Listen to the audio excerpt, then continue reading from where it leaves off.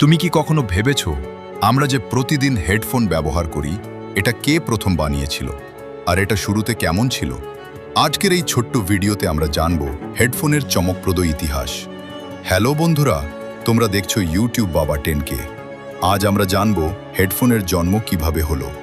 Headphone প্রথম তৈরি হয় 1890 সালের দিকে একজন ব্রিটিশ উদ্ভাবক এজরা গিলিল্যান্ডের মাধ্যমে।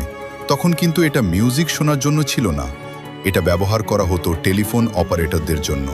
এরপর 1910 সালে একজন আমেরিকান উদ্ভাবক নাথানিয়েল বাল্ডউইন প্রথম আধুনিক হেডফোন তৈরি করেন। তিনি নিজের বাড়িতে বসেই এই হেডফোন বানান। শুরুতে কেউ বিশ্বাসই করেনি এটা কাজ করবে। পরে মার্কিন নৌবাহিনী ইউএস নেভি তার হেডফোন ব্যবহার করা শুরু করে এবং সেখান থেকেই এটি জনপ্রিয় হয়ে ওঠে।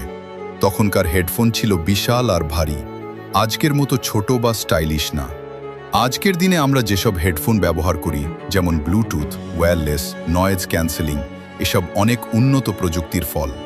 বিশেষ করে সোনি এবং অ্যাপল এই কোম্পানিগুলো হেডফোনকে একদম নতুন লেভেলে নিয়ে গেছে আজকে। তো এই ছিল হেডফোনের ইতিহাস।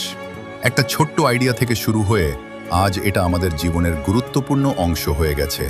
ভিডিওটা ভালো লাগলে লাইক দাও আর এমন আরও ভিডিও পেতে সাবস্ক্রাইব করো। ধন্যবাদ।